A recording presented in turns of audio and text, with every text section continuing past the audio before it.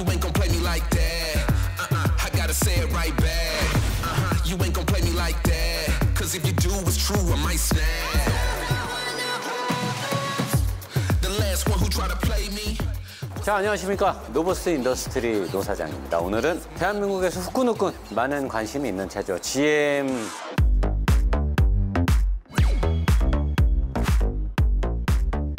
네, 트래버스는 사실 미국에서는 비주류로 볼 수도 있지만 꽤 주류에 들어가요. 왜냐하면 미국 사람들이, 남자들이 이제 대형 SUV의 어떤 세로 배치 엔진의 플랫폼이 이제 좀 뭔가 프레임 바디를 갖고 있는 걸 좋아하지만 그런 것들을 타는 카우보이들이나 이런 미국의 원래 미국 차의 문화를 좋아하는 애들은 픽업 트럭을 많이 타죠. 그리고 약간 좀 큰 SUV 서버밴이라든가 뭐 에스컬레이드 이런 것들은 가격이 좀 비싸요. 그래서 이제 포드 익스플로러가 이 시장의 포문을 열고 난리를 쳐놨는데 거기에 대항하기 위해서 GM에서도 꾸준히 이제 개발이 되면서 여기까지 왔는데 트래버스는 포드 익스플로러나 현대에서 나오는 팰리세이드와는 약간 다른 세팅값을 갖고 있고요. 여기에 경쟁차는 혼다의 파일럿이 있죠. 근데 사실 제가 봤을 때는 전천후성으로는 파일럿이 제일 좋은 것 같은데 이 트래버스도 나름 매력이 좀 있어요. 거기다가 엔진이나 미션이나 이런 것들이 완전히 미국 차라고 보기에는 얘네가 사실 현실과 좀 타협을 해놨기 때문에 아무래도 좀 관심도가 높고, 그러니까 제가 뭐 공학도도 아니고 뭐 그렇다고 제가 가방끈이 긴 것도 아니잖아요. 저는 제 자신을 너무나 잘 알기 때문에 이런 차를 할 때는 준 전문가를 모시고, 이승우 팀장님, 우리 또 준 전문가를 모시고. 바빠요? 예? 바빠요? 요즘 잠깐만 설명 좀 안 될까요? 네, 어떤 거? 뭐 이 차가 문찬진 알죠? 문찬진. 갑자기 당황하셨어요. 네. 갑자기 불러서 여기 마이크 요건데 네. 당황하셨나 봐요. 네, 당황했어요. 뭐 다른 건 아니고 네. 이 차의 엔진하고 미션하고 뭐 사륜 시스템 같은 거 좀 간략하게, 아직 주행은 안 해보셨으니까. 자, 이 엔진 어떤 엔진이죠? 이거 3.6 V6 자연흡기 엔진이에요. 자연흡기. 네. 미국은 원래 또 이런 급에 다 터보 잘 안 넣으니까. 근데 이 엔진이 과거 미국 차들은 타면 조용하고 네. 뭔가 좀 힘이 없는 듯 있는 듯 뭐 그냥 맹탕이잖아요. 사실 맹탕. 네. 미국 엔진들 원래 V6 엔진은 맹탕인데 대신에 부드러움이 있었는데 이 엔진은 거칠어. 엔진이 뭔가 좀 살아 뛰는 듯한 그런 느낌인데 왜 그러는 걸까요? 혹시 이 엔진 뭐 최신형 엔진인가? 글쎄요, 최신형은 아니고 여기저기 몇 군데 들어가는 엔진으로는 알고 있어요. 여기저기 다른 차에도? 다른 차에도. 근데 내가 그 다른 차를 아직 안 타봐서 그런 거야. 왜 엔진이 약간 거칠다는 느낌이 나는 거지? 아마 매니폴드가 따로 없어서 그러지 않을까요? 매니폴드가? 예. 매니폴드가 없으면 여기 말하는 건가? 여기 이 부분? 예, 흑백이. 흑백이 여기 이거는 매니폴드로 치지 않나요? 이거 그냥 서지 탱크로 봐야 되나요, 이거는? 매니폴드로 쳐야 되나요? 매니폴드가 없네, 진짜. 여기 보니까 그냥 없이 바로 실린더로 바로 꽂혔네요. 네. 저게. 매니폴드가 없으면 엔진이 거칠어요? 제가 알기로는 그렇게 알고 있어요. 이렇게 부드럽게 공기가 안 들어가니까. 네. 그 말이 되네, 어느 정도는. 어느 정도는 신빙성이 있는 말이에요. 그러면 이 엔진은 완전히 새로운 엔진은 아니고 기존에 있던 엔진을 그냥 조금 개조한 거네. 기존에 임팔라. 그리고 몇 군데 더 예전에 베리타스. 네, 그리고 또 한 군데. 고성능 차에 들어간 엔진은 아니구나. 네, 몇 군데. 그냥 그런 차에 들어갔던 엔진이다. 자, 그러면 이 차의 미션은요? 미션은 새로 9단 미션일 거예요. 무슨 9단 미션. 하이드로 무슨 기술이 들어갔다고 그러는데. 하이드로 네. 더러운 기술이 들어간 거네요. 아주 더러운 기술. 부드럽다고는 하는데. 부드럽다. 타보진. 아니 근데 미국 애들은 왜 이렇게 부드러운 걸 좋아하는 거죠? 글쎄요. 그럼 관심 없구나. 네. 정비 외에는 아예 관심이 없구나, 그죠? 네. 강단이 있네, 사람이. 온리 정비만 하겠다. 네. 그 위험한 발언은 하지 않겠다. 정비성만 봐가지고. 정비성만. 정비성이 좋아 보이나요? 일단은 개인적으로 미국 차는 좋아하지 않는데. 미국 차는 좋아하지 않아요? 네. 왜 안 좋아하죠? 미국 차는 뭐 정비하기, 자가 정비를 할 수 있게 미국 애들이 차를 만들 텐데. 힘들어요. 정비가? 네. 왜요? 그냥 뭐 볼트 같은 것도 고착되어 있는 것도 많고요. 고착돼 있다. 고착되면 이제 끌려다 부러지네. 그런 경우. 또? 무겁고. 튼튼하겠네, 대신에. 근데 힘들어요. 힘들어요. 일단 가서 일 보세요.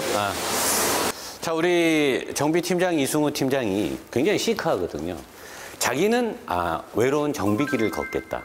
이런 리뷰 따위에 자기의 어떤 재능을 낭비하고 싶지 않다라는 강인한 의지와 강단을 보여주는데 여러분이 그거를 건방지게 보거나 안 좋게 볼 필요가 없죠. 오로지 외길 인생, 정비 인생만을 걷겠다. 멋있는 철학입니다. 정비 하나는 또 끝장나거든요. 여러분이 와서 아마 정비를 해보면 감탄. 저 이승우 팀장이 가정이 있어서 사실 제가 이런 말 하긴 좀 뭐한데 여자 손님이 굉장히 많아요. 왜 그렇게 여자 오너분들은 여기 와서 정비를 하는 건지 내가 봤을 때는 나 때문에 오는 것 같은데 자꾸만 자기 때문에 온다 그러니까 아직까지는 이게 아직 진실이 밝혀지진 않고 우리 노브스 게러지가 희한하게 여자 손님이 많아요. 내가 봤을 때는 나 때문 아니냐? 아니야? 내가 봤을 땐 나 때문인 것 같은데 아무튼 그렇다는 거죠. 자, 이 트래버스를 몰아보면 익스플로러나 팰리세이드에 비해서 바디 강성이나 주행 느낌이 굉장히 탄탄하다는 느낌을 아마 처음에 받게 될 겁니다.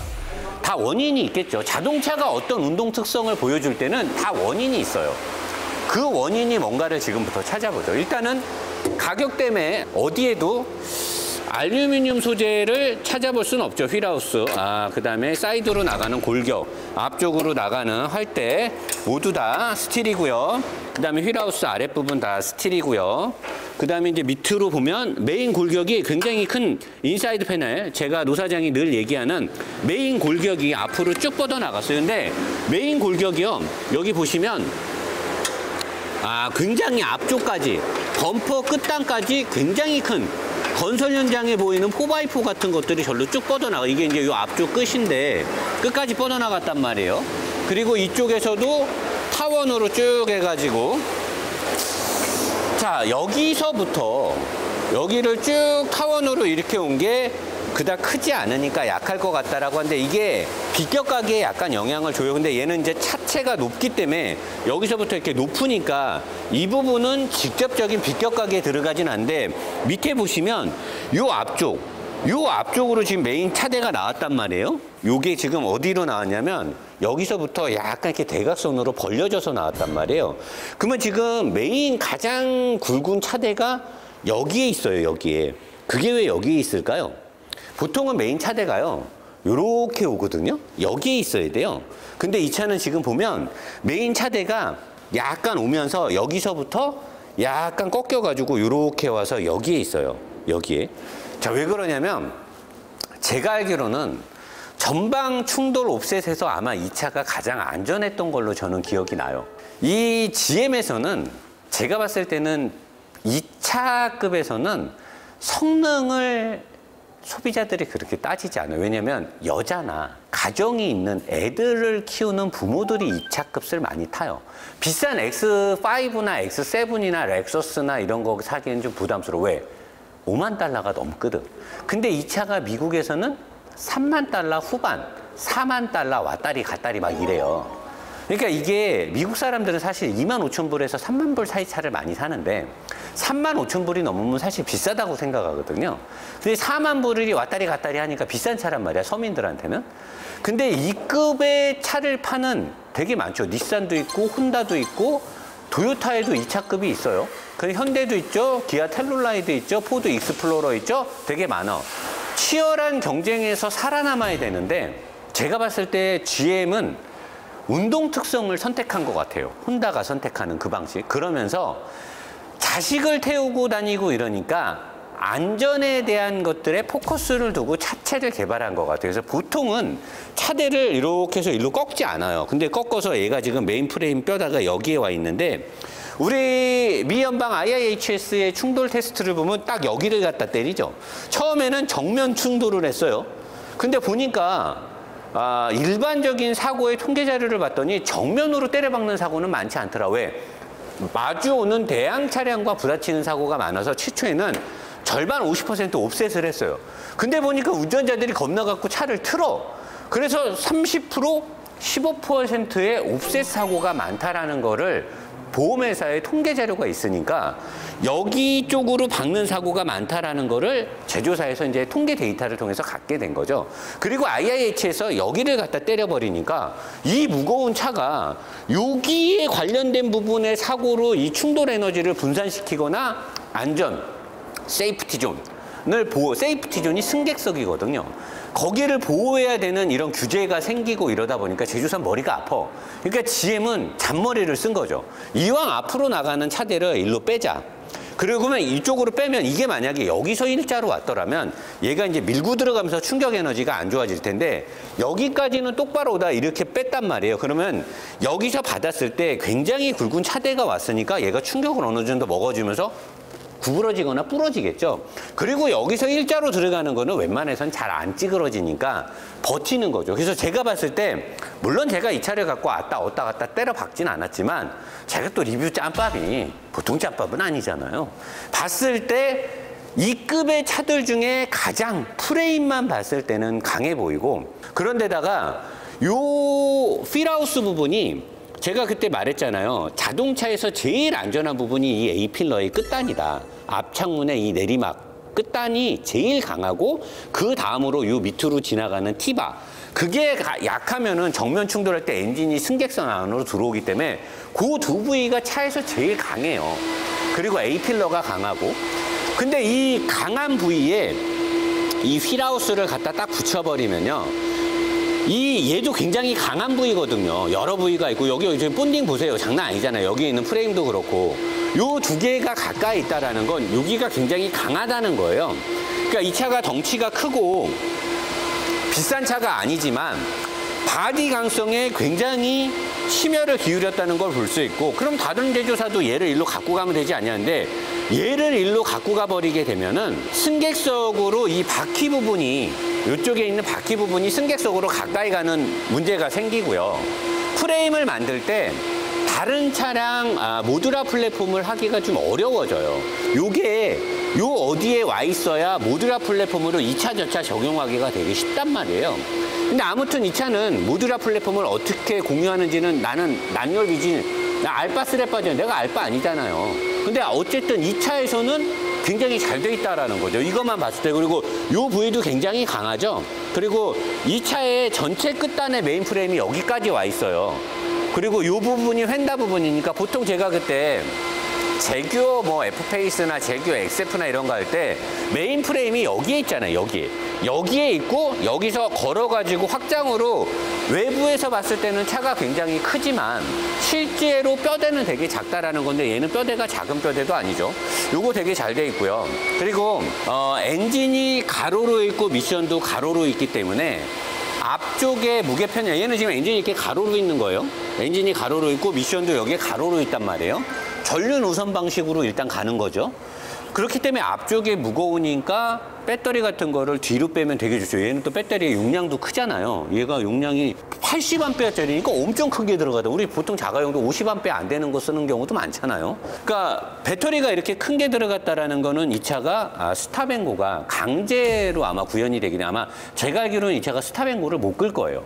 그래서 이 차는 그래서 배터리 용량이 큰 것도 있는데 이 배터리를 뒤로 뺐으면 좋지 않았을까. 근데 뒤에 3열 시트가 있는 데다가 스페어 타이어 부분에 뭐 어떤 템포러리 공구 같은 것들이 있어야 되니까 불가피하게 일로 왔죠.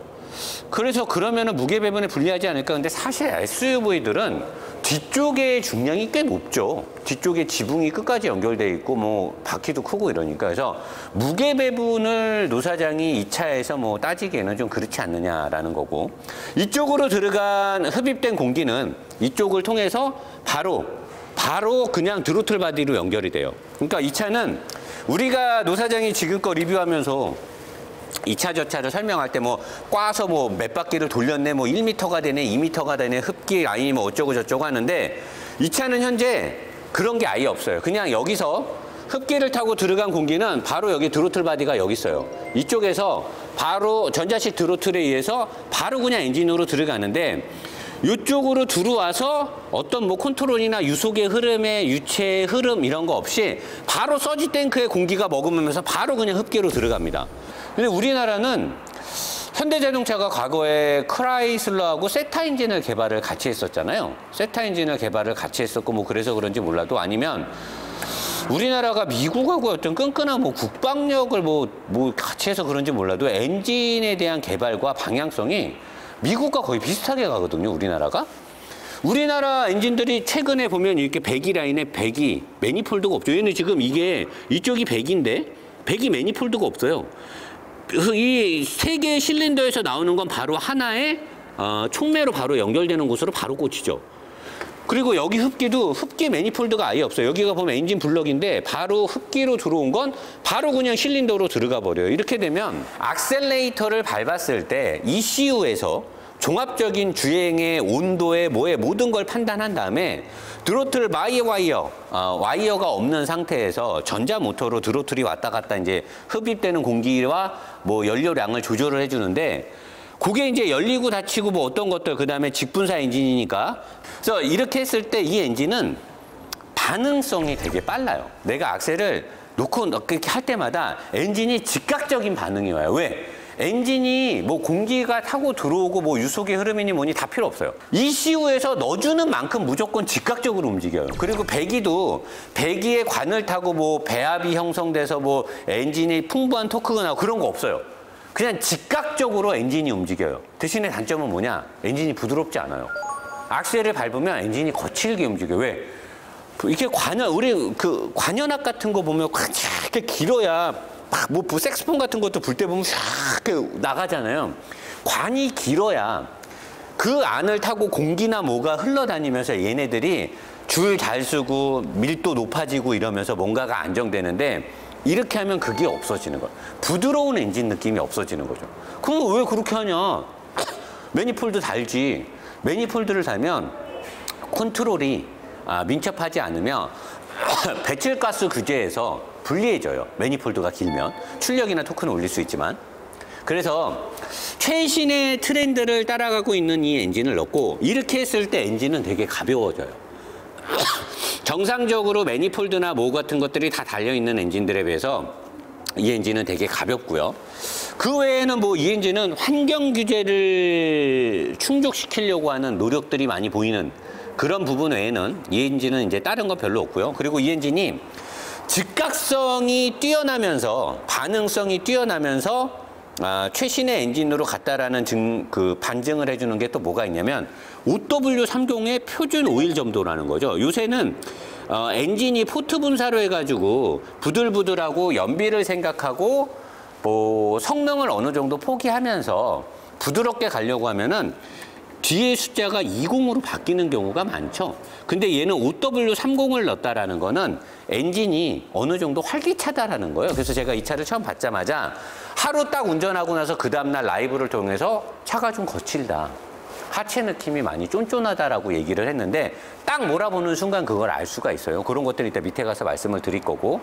자, 그래서 차대 구성이나 뭐 여러 가지를 봤을 때는 팰리세이드보다는 저는 낫다라고 보고 익스플로러보다도 괜찮은 것 같아요. 그리고 엔진도 이렇게 해서 이제 많이 크기가 줄어서 그런지 몰라도 엔진도 굉장히 밑으로 지금 내려가 있거든요. 내려가 있고 9단 미션이 들어갔고 얘가 이제 사륜 시스템을 후륜 쪽에서 물론 사륜을 붙여주고 떨어뜨리고 하는데 앞쪽에 이제 디퍼렌셜 기어 비슷하게 해가지고 뒤쪽으로 나가는 PTU 비슷한 걸 뽑아야 되는데 그렇다 하더라도 엔진의 위치는 아주 좌편향이 돼 있는 것 같지는 않고요.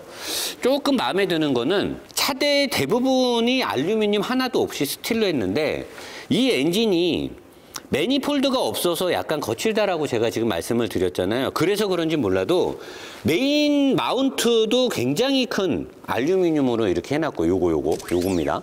그 다음에 엔진 쪽에서 메인 마운트로 나가는 거치대 또 되게 좋은 알루미늄으로. 보통은 이렇게 하면 둘 중에 하나는 스틸을 쓰게 되거든요. 스틸을 써도 한 군데에서 알루미늄으로 물고 들어가니까 진동을 잡아주는데 얘는 알루미늄과 알루미늄과 가운데 이제 러버 재질 부시류를 넣어서 저렇게 했는데 저렇게 하면 장점은 거친 엔진을 저걸 통해서 어느 정도 진동을 상쇄시키겠다는 건데 저렇게 하면 이 차를 좀 거칠게 몰 때 엔진이 좀 많이 흔들리게 되죠. 약간 엔진을 꽉 못 잡는 단점이 생기는데 이 차는 차대를 다 올 스틸을 쓴 데다가 좀 무식하게 차대 구성을 해놨기 때문에 그리고 노 사장이 지금 지적했던 거친 엔진, 즉각적인 반응을 내는 엔진을 넣어놨기 때문에 어쩔 수 없이 저렇게 좋은 소재를 갖고 해놔. 저거는 잘한 거거든요. 잘해서 칭찬해주고 싶은데 근데 이제 저렇게 하면 엔진이 좀 흔들린다는 단점이 있죠. 저걸 이제 기술적으로 잘 풀어내는 건 못했고 희한하게 브레이크에 관련돼 있는 이 텐덤 마스터 실린더 요거거든요. 제가 정비 배울 때는 저걸 이제 오페라 실린더라고도 하기도 하는데 좀 가까이서 볼게요. 요게 이제 저 안에 주사기처럼 생겼어요. 주사기처럼 생겨서 오른쪽에 파이프가 2개가 더 있죠. 요건데 한 파이프에서 나가서 앞에 뒤에 바퀴를 대각선으로 유압을 밀어주고 또 하나에서 나가서 앞뒤 대각선으로 크로스해서 오일 유압을 밀어가지고 브레이크 액이라고 하죠. 플루이드라고 하는 브레이크 액이라고 하는데 근데 생각보다 이 차의 덩치에 안 맞게 텐덤 마스터 실린더 전체 크기가 좀 작아요.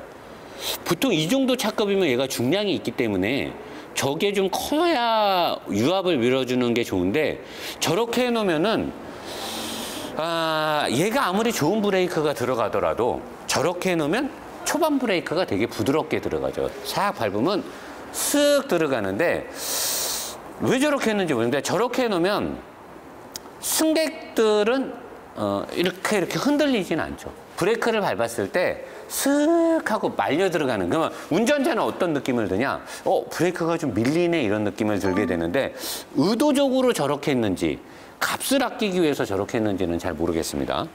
그 외에는 이 차는 뭐 크게 설명할 게 없네요. 옆으로 가도록 하겠습니다.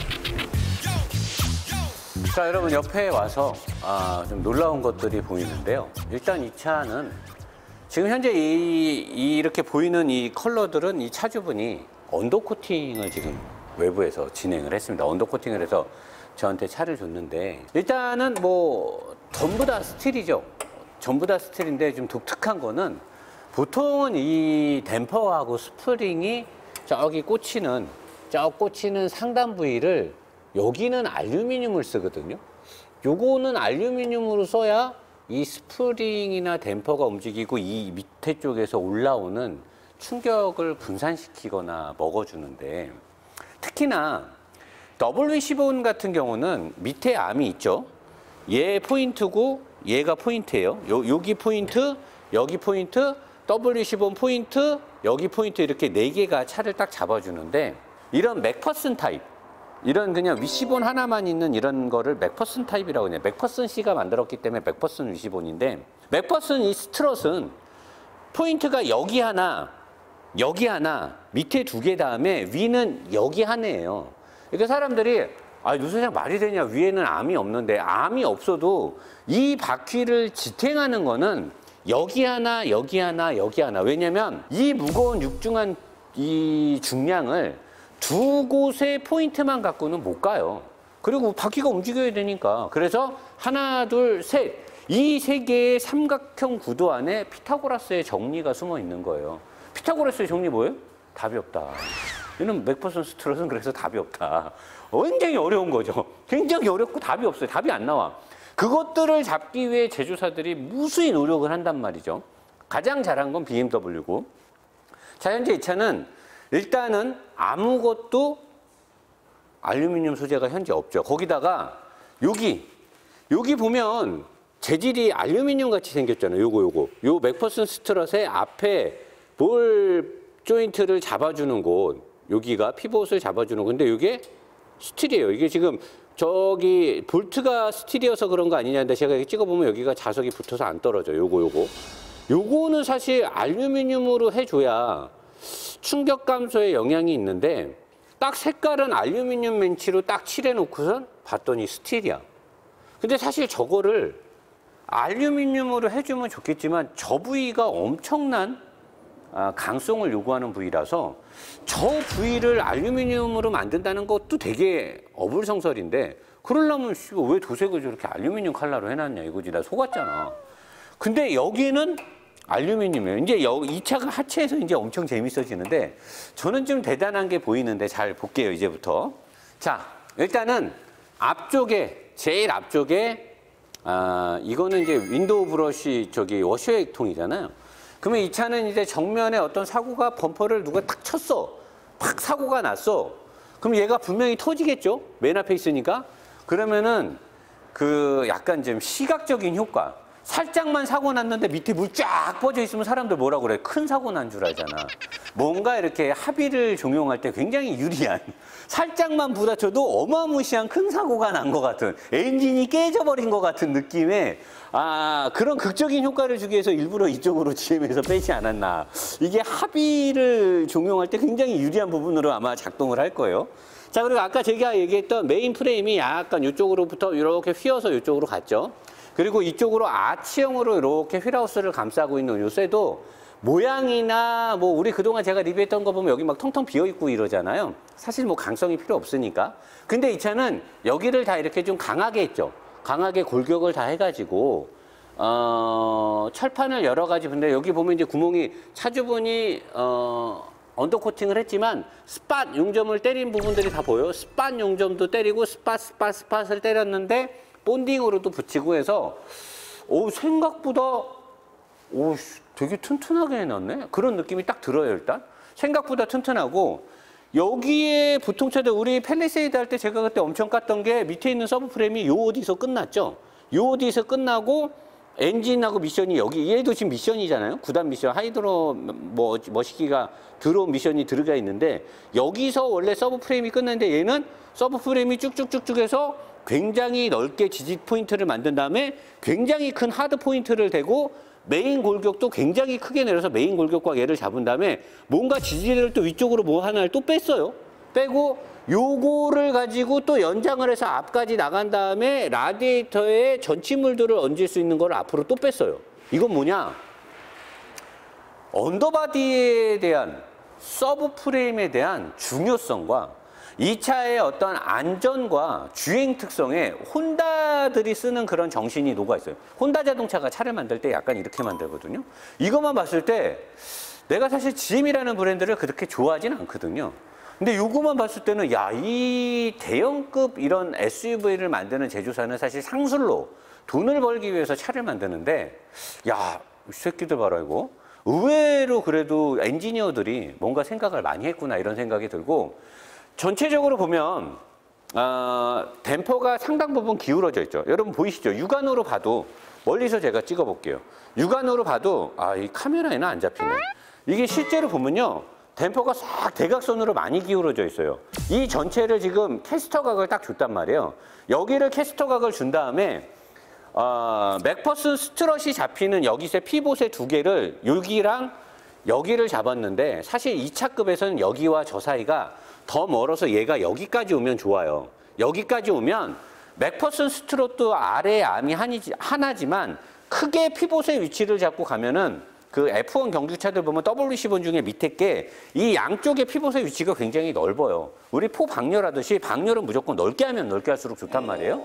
근데 얘가 생각보다 좁아. 그래서 내가 왜 저걸 좁게 했을까? 이 정도 설계할 수 있는 엔지니어의 의지였으면 저거를 저렇게 좁게 안 했을 텐데, 근데 제가 뭘 보고 알았냐면, 미국이잖아요.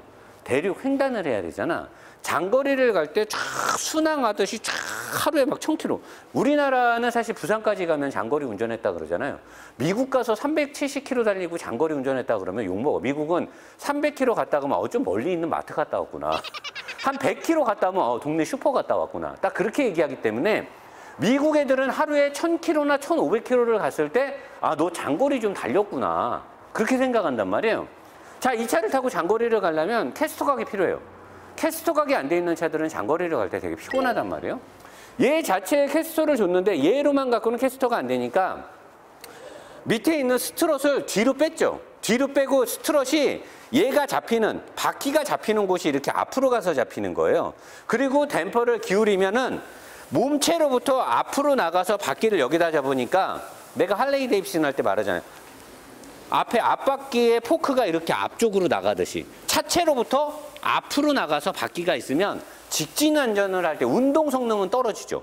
운동 성능은 떨어지는데 직진 안정성을 도모하는 데는 굉장히 도움이 돼요. 이것만 봤을 때 내가 맥퍼슨 스트롯을 갖고 오이씨 근데 이렇게 하면은 오이씨 이게 차체에 대비해 갖고 이게 스트롯이 너무 작아 갖고 이 스트롯이 너무 작아서 조금 운동 성능이나 이게 좀 그럴 것 같은데 아니나 웬걸 우리가 많이 보던 노사장이 옛날에 영혼을 팔아서 빨아버렸던 혼다 자동차 어코드에 들어가 있던 위시본 스트롯 이 맥퍼슨 스트롯을 잡아주는 뒤쪽의 포인트를 볼을 안 하고 롤을 썼죠.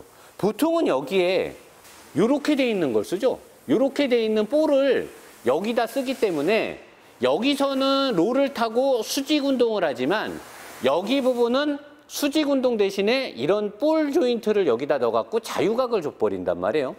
자유각을 줘버려야만 이 바퀴가 움직일 때 거동의 부드러움을 운전자가 느끼게 되고 자유롭게 움직이게 되는데 이 차는 캐스터각을 많이 주고 앞쪽으로 바퀴를 밀면서 직진 안전성을 도모한 다음에 스트럿의 구조를 혼다에서 컨닝을 한 거예요.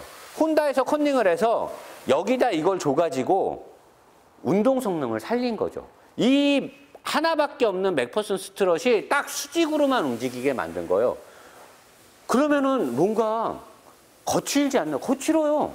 그래서 거친 거예요. 근데 이게 거치면서 좋으려면 혼다 어코드처럼 차가 좀 납작하면서 뭔가 스포티할 때는 전륜 자동차에서 이렇게 하면 좋은 건데 SUV에서 이렇게 했다라는 건 굉장히 의아한 세팅이에요.